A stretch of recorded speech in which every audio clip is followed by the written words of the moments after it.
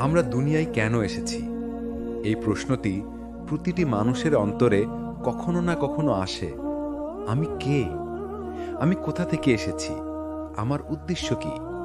আমি এখানে কতদিন থাকব? আমার জীবন কি দিয়ে শেষ হবে? এরপর কি ঘটবে? এই প্রশ্নগুলোর উত্তর মানুষের যুক্তি, বিজ্ঞান কিংবা দর্শন দিয়ে পুরোপুরি পাওয়া যায় না। কিন্তু আল্লাহ আমাদের জন্যে এই উত্তরের সরাসরি পথ তৈরি করে দিয়েছেন কোরআনুল কারিমে। আল্লাহ তাআলা বলেন, আমি জিন ও মানুষকে সৃষ্টি করেছি শুধুমাত্র আমার ইবাদতের জন্য। সূরা আয-যারিয়াত ৫৬। আমাদের মূল উদ্দেশ্য আল্লাহর ইবাদত করা এবং আল্লাহর আদেশ অনুযায়ী জীবন যাপন করা। ইবাদত মানে শুধু নামাজ, রোজা, হজ, যাকাত নয়। ইবাদত হলো আল্লাহর সন্তুষ্টির উদ্দেশ্যে করা প্রতিটি ভালো কাজ, আল্লাহকে ভয় করে গুনাহ প্রতিটি পদক্ষেপ। আমরা ভাবি এই দুনিয়াই আমার সবকিছু, কিন্তু দুনিয়া হচ্ছে একটি দরজা, একটি যাত্রাপথ, একটি অস্থায়ী পরীক্ষা হল। আল্লাহ বলেন, যে জীবন সম্পদ তোমাদেরকে দেওয়া হয়েছে তা কেবল দুনিয়ার সাময়িক ভোগ। সূরা আল হাদিদ ২০। আমরা পৃথিবীতে এসেছি, তারপর চলে যাব। ঠিক আমাদের জন্মের আগেও আমরা ছিলাম না। আবার একদিন দুনিয়া থেকে বিদায় নেব। এই দুনিয়া আমাদের স্থায়ী ঠিকানা নয়। স্থায়ী ঠিকানা জান্নাত অথবা জাহান্নাম। যে জীবন আমরা আজ বেছে নেব তার ফল আমরা পাব চিরকালের জীবনে। পরীক্ষা এই জীবনের সবচেয়ে বড় বাস্তবতা। আমরা দুনিয়ায় আসিনি শুধু সুখ করার জন্যে, বরং পরীক্ষার জন্যে। আল্লাহ বলেন, আমরা তোমাদেরকে পরীক্ষা করব ভয়, ক্ষুধা, ধন সম্পদ ও জীবনের ক্ষতি দ্বারা। সূরা বাকারা ১৫৫। কষ্ট আসবে, দুঃখ আসবে, ভয় আসবে, অসুস্থতা আসবে, নানা পরীক্ষায় পড়ব। কিন্তু একজন মুমিনের জন্য পরীক্ষা মানে শাস্তি নয়, বরং তার মর্যাদা বাড়ানোর উপায়। আল্লাহ আমাদের ভুল ত্রুটি জানেন। আমরা অনেকেই ভাবে, আমার মতো পাপীর কি আল্লাহ দরকার আছে? আমি কি ইবাদতের যোগ্য? আল্লাহ কি আমাকে ক্ষমা করবেন? শোনো, আল্লাহ বলেন, তোমরা আল্লাহর রহমত থেকে নিরাশ হইও না। সূরা জুমার ৫৩। যত পাপই করে থাকো, আল্লাহর দরজা তোমার জন্য খোলা। তিনি চান তুমি ফিরে আসো, তওবা করো, সৎপথে চলার চেষ্টা করো। আমরা এসেছি একটি মহান মিশন নিয়ে। আমাদের দায়িত্ব শুধু নিজের জন্য নয়, আরো বড় দায়িত্ব আছে। কিসে?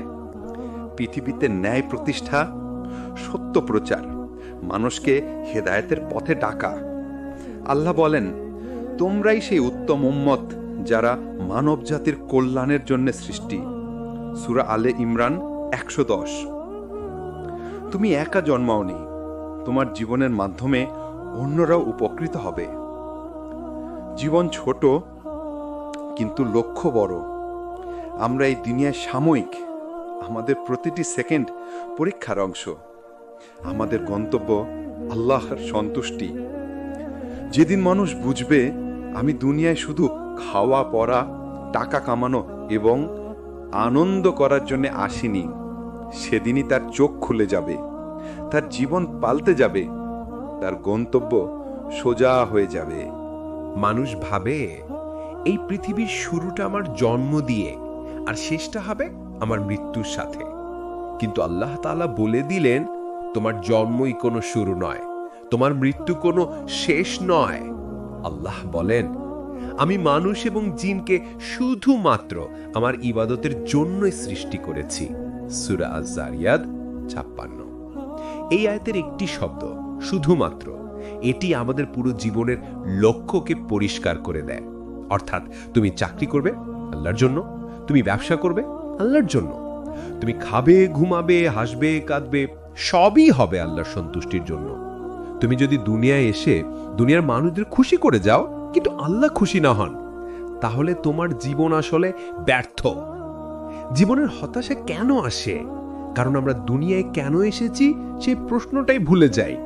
চাকরি না পেলে আফসোস, টাকা না হলে চিন্তা, মানুষ প্রশংসা না করলে মন খারাপ। কিন্তু কেউ কি ভাবে, আজ আমার সালাত ঠিক হলো তো, আজ আল্লাহ আমার প্রতি সন্তুষ্ট তো? যেদিন তুমি তোমার জীবনের টার্গেট বদলে দিবে, ফলও বদলে যাবে, সিদ্ধান্তও বদলে যাবে, ভয় হতাশা সবকিছু বদলে যাবে। তুমি সৃষ্ট বড় উদ্দেশ্যে। আল্লাহ বলেন, আমি নিশ্চয়ই মানুষকে অত্যন্ত সুন্দরভাবে সৃষ্টি করেছি। সূরা ৩:৪। তুমি নিজেকে ছোট ভেবো না। তোমার মাঝে আছে দুনিয়া বদলে দেওয়ার মতো ক্ষমতা, স্বপ্ন, আলো। কিন্তু শয়তান তোমাকে বলতে চায় তুমি কিচ্ছু না, তুমি ব্যর্থ। এর জন্যই যখন তুমি গুনাহের জীবন থেকে ফিরে আসার সিদ্ধান্ত নাও, শয়তান কাঁপে। তুমি জানো কেন? কারণ তখন সে জানে তোমার আসল শক্তি জেগে উঠেছে। তোমার জীবনের গোল্ডেন ফর্মুলা কি জানো? আল্লাহকে চেনো, নিজেকে চেনো, উদ্দেশ্যকে চেনো। যদি এই তিনটে তুমি বুঝতে পারো, তাহলে আর কেউ তোমাকে থামাতে পারবে না। পৃথিবীর সফলতার সংজ্ঞা বদলে দাও। সফলতা মানে বড় বাড়ি না, দামি গাড়ি না, মানুষের দৃষ্টি না। সফলতা মানে আল্লাহ তোমার প্রতি খুশি হওয়া। তুমি হয়তো এক টুকরা রুটির মালিক, কিন্তু আল্লাহ যদি তোমাকে দেখে হাসেন, তবে তুমি দুনিয়ার সবচেয়ে ধনী মানুষ। শয়তান সবচেয়ে বেশি ভয় পায় কোন মানুষকে? যে মানুষ জানে আমি কার তৈরি, কেন তৈরি, কোথায় ফিরব। কারণ তখন সে আর তোমাকে বিপথে নিতে পারে না। এই দুনিয়া তুমি অতিথি। রাসূলুল্লাহ সাল্লাল্লাহু আলাইহি সাল্লাম বলেছেন, দুনিয়ায় এমনভাবে বসবাস করো যেন তুমি একজন পথিক বা পথচারী। সহিহ বুখারী। পথিক কি কখনো তার থাকার জায়গাকে চূড়ান্ত ঠিকানা ভাবে? না, সেও জানে আমার আসল বাড়ির সামনে জান্নাত। জান্নাত তোমার জন্য অপেক্ষায় আছে। তুমি যদি আল্লাহর জন্য জীবন কাটা, তাহলে এমন বাগান তোমাকে দেয়া হবে যেখানে পাতা ঝরে না, ফুল মলিন হয় না, আর কাঁটা বলে কিছু নেই। কখনো ভেবেছো এই পৃথিবীতে আসার আগেই তুমি কোথায় ছিলে? কোরআন বলছে তুমি পৃথিবীর মাটির নিচে নও, তুমি ছিলে আরশের নিচে, তোমার রবের সান্নিধ্যে, যেখানে ছিল শান্তি, নিরাপত্তা এবং চিরস্থায়ী ভালোবাসা।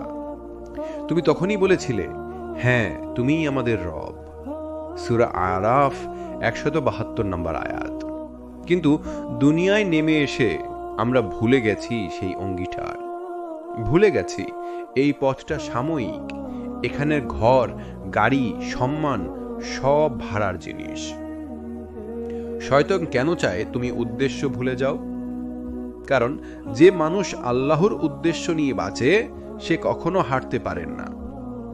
শয়তান তোমাকে দিবস রাত্রি ফিস ফিস করে, চাকরি নেই, তুমি শেষ, তোমার চেহারা খারাপ, তুমি কিছুই না, একটু গুনাহ করলে কি হবে। কিন্তু আল্লাহ বলেন, তোমরা আল্লাহর রহমত থেকে নিরাশ হয় না। সূরা জুমার ৫৩ নম্বর আয়াত।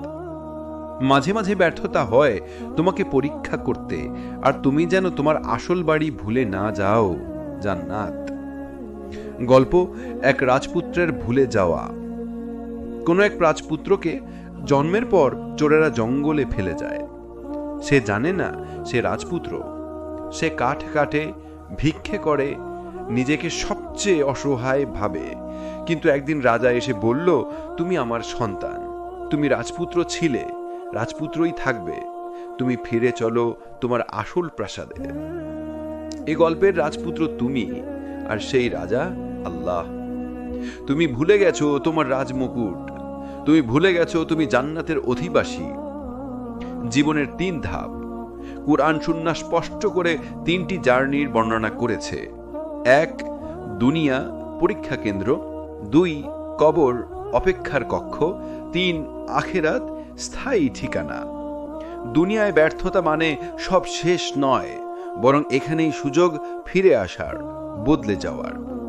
মানুষের কথায় ভেঙে পড়ো না। মানুষ বলবে তোমার থেকে কিছু হবে না, তুমি পাপী, তুমি শেষ। কিন্তু আল্লাহ বলেন, যে তাওবা করে, ঈমান আনে ও সৎকর্ম করে, তাকে আমি জান্নাতীদের অন্তর্ভুক্ত করব। সূরা মারাইয়াম ১৬০ নম্বর আয়াত। অর্থাৎ মানুষ তোমার অতীত দেখে, কিন্তু আল্লাহ তোমার ভবিষ্যৎ রচনা করেন। তোমার মিশন কি? 1. মানুষের উপকার করা। 2. নিজেকে শুদ্ধ করা। 3. আল্লাহকে খুশি করা। 4. জান্নাত অর্জন করা। এটাই জীবন। এর বাইরে যা কিছু সবই অতিরিক্ত। ছোট 4টি পরিবর্তন, বড় জীবন পরিবর্তন। আজ থেকে শুরু করো। 1. 5 ওয়াক্ত সালাত, যত কঠিনই হোক। 2. কোরআনের সাথে নিয়মিত 10 মিনিট। 3. গুনাহ থেকে ধীরে ধীরে দূরে থাকা। 4. শুধু আল্লাহর জন্য কাজ করা। এই 4টি যদি মেনে চলো, ভুল জীবনও শুদ্ধ হয়ে যাবে, অন্ধরাও দিশা পাবে, হারানোর হৃদয়েও নূর চলে উঠবে। তোমার পথ বদলাও, জীবন বদলে যাবে। মনে রেখো, তুমি এসেছো আল্লাহর দ্বীনকে ধারণ করতে এবং জান্নাতকে অর্জন করতে। আজ যে সিদ্ধান্ত তুমি নেবে তা নির্ধারণ করবে কোথায় তোমার চিরস্থায়ী ঠিকানা। আল্লাহ তোমাকে কষ্ট দেন শাস্তি দেওয়ার জন্য নয়, তোমাকে জাগিয়ে তোলার জন্য। কিন্তু তুমি কি করো? দোয়া কমিয়ে দাও, নামাজ ফেলে দাও, ঈমান দুর্বল করো, অভিযোগ করতে থাকো। অথচ আল্লাহ বলছেন, নিশ্চয়ই কষ্টের সাথেই রয়েছে স্বস্তি। সূরা আশ-শারা আয়াত 5 থেকে 6। যদি কষ্ট না হতো তাহলে তুমি আল্লাহর দিকে ফিরতে শিখতে না। কষ্ট হলো সেই দরজা যা তোমাকে তোমার উদ্দেশ্যের দিকে ফিরিয়ে আনে। তুমি কেন অন্যের সাথে নিজেকে তুলনা করো? তুমি কাউকে দেখো, তার টাকায়, গাড়িতে, বিয়েতে, লাইফস্টাইলে হিংসা জাগে, কিন্তু তুমি জানো না তার পরীক্ষা তোমার থেকে কঠিন হতে পারে। কোরআন বলছে, তোমরা একে অপরের যা দিয়েছি তা কামনা করো না। সূরা নিসা আয়াত 32। তুমি অন্যরকম, কারণ তোমার মেশন আলাদা। তোমার হিসাব হবে তোমার কাজের ওপর, কাউকে নকল করার ওপর নয়। তোমার রিজিক তোমাকে খুঁজে নেবে। তুমি দৌড়াও রিজিকের পিছনে, লোকের পিছনে, স্বকৃতির পিছনে, কিন্তু শোনো, আকাশ ও জমিনে এমন কোনো প্রাণী নেই যার রিজিক আল্লাহ জিম্মায়। সূরা হুদ আয়াত 6। তুমি কি জানো, তোমার মৃত্যুর আগে তোমার রিজিক 100% পুরো হয়ে যাবে। তুমি শুধু হালাল ও সৎ পথে বেছে নাও। তুমি যদি আল্লাহর জন্য বদলাও, তাহলে পুরনো পাপ ধুয়ে যাবে, অতীতের কালো পাতা সাদা হবে, দোয়া দ্রুত কবুল হবে, হৃদয়ে সাকিনা নেমে আসবে। কারণ আল্লাহ বলেছেন, তোমরা আমার দিকে ফিরে আসো, আমি তোমার দিকে ফিরে আসব। সূরা বাকারা আয়াত 152। এটাই জীবনের উদ্দেশ্য, ফিরে আসা ঈমানে, ন্যায়ে, ভালোবাসায়। নিজেকে দেখো, তুমি আসলে কে? তুমি পাপী না, তুমি ভাঙা না, তুমি ব্যর্থ না। তুমি একজন আল্লাহর সৃষ্টি, যাকে সম্মানিত করা হয়েছে ফেরেশতার থেকে উচ্চ মর্যাদায়। আল্লাহ বলেছেন, আমি আদম সন্তানকে মর্যাদা দান করেছি। সূরা ইসরা আয়াত 70। তুমি ভুল করছো নিজেকে কম দাম দিয়ে। পাপ তোমাকে দূরে সরিয়ে দেয়, কিন্তু তওবা তোমাকে কাছেই নিয়ে আসে। যদি তুমি পাপের কারণে ভেঙে পড়ো, দেখো তোমার ভাঙার ভিতরে একটি লুকানো নূর আছে, নাম তওবা। রাসূল সাল্লাল্লাহু আলাইহি সাল্লাম বলেছেন, যে তওবা করে সে এমন যেন তার কোনো পাপই ছিল না। তিরমিজি। তুমি শুধু বলো, ইয়া আল্লাহ, আমি ফিরতে চাই, তাহলেই দরজা খুলে যায়। আজ নিজেকে প্রশ্ন করো, আমি কোন মিশনের লোক, দুনিয়ার নাকি আখেরাতের? যদি আখেরাতের লোক হও, তাহলে হার বলে কিছু নেই, কারণ আখেরাতের সফলতা দুনিয়াতেও সফলতা এনে দেয়। যখন তোমার জীবনে বারবার ব্যর্থতা আসে, তুমি ভাবো আল্লাহ আমাকে চান না, কিন্তু সত্যটা হলো আল্লাহ তোমাকে আরো শক্তিশালী বানাচ্ছেন। ভাঙা হৃদয়ই আল্লাহর কাছে সবচেয়ে নরম, সেখানে রহমত দ্রুত নেমে আসে। তুমি যত ভেঙে যাবে, আল্লাহর কাছে ততই কাছাকাছি হবে। তুমি শুধু হাসি মুখে পরীক্ষাটা দাও, বিজয় অটোমেটিক আসবে। আল্লাহ তোমাকে বদলাতে চাইছেন, এজন্যই চাপ দিচ্ছেন। যখন আল্লাহ তোমাকে টেনে ধরেন, সম্পর্ক ভেঙে যায়, টাকা কমে যায়, স্বপ্ন ধসে পড়ে, মন ভেঙে চুরমার হয়। কারণ আল্লাহ বলছেন, আমি তোমাকে অন্য পথে নিয়ে যেতে চাই, যে পথে তুমি তোমার উদ্দেশ্যের কাছে পৌঁছাবে। মনে রেখো, আঘাত না পেলে তুমি পথ বদলাতে না। তুমি আল্লাহকে হারাওনি, তুমি নিজেকে হারিয়েছ। কখনো নামাজ পড়তে মন চায় না, কোরআন খুলতে ভয় লাগে, দোয়া আর চোখে পানি আনে না। তখন মনে হয় আল্লাহ আমাকে দূরে সরিয়ে দিয়েছেন। কিন্তু না, এই অনুভূতি প্রমাণ করে তুমি এখনো বিশ্বাস করো, আল্লাহর কাছে ফিরে যেতে চাও। তুমি হারাওনি, তুমি শুধু ক্লান্ত, আর ক্লান্ত দাসদের জন্যই আল্লাহর দরজা সবচেয়ে বেশি খোলা। আল্লাহ তোমার সেরা সংস্করণ তৈরি করছেন। যেখানে তুমি দেখো অসম্ভব, আল্লাহ দেখেন এইটাই সম্ভব। যেখানে তুমি ভাবো আমি শেষ, আল্লাহ বলেন এটাই নতুন শুরু। তুমি ব্যর্থ হও না, তুমি প্রস্তুতি নিচ্ছ। তোমার ভাঙার প্রতিটি মুহূর্ত তোমার আখিরাতের উচ্চ মর্যাদার বিনিময়। তুমি একা নও, আল্লাহ তোমার সাথে আছেন। চোখ বন্ধ করো, গভীর নিঃশ্বাস নাও, একবার শুধু এইটা বলো, ইয়া আল্লাহ, আমাকে কখনো ছেড়ে দিও না।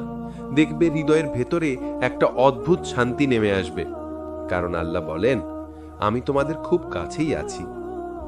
সূরা বাকারা 186। তুমি যখন কান্না করো আল্লাহ শোনেন, তুমি যখন ভাঙো আল্লাহ জোড়া লাগান, তুমি যখন হারিয়ে যাও আল্লাহ পথ দেখান। তুমি এতদিন ভুল পথে সুখ খুঁজেছ, টাকায়, মানুষে, ভালোবাসায়, দুনিয়ার আরামে, কিন্তু সুখ তো ছিল একটি সিজদায়, একটি তওবায়, একটি ইয়া রাব্বি ডাকায়। সঠিক সুখ হলো যেখানে আল্লাহ খুশি,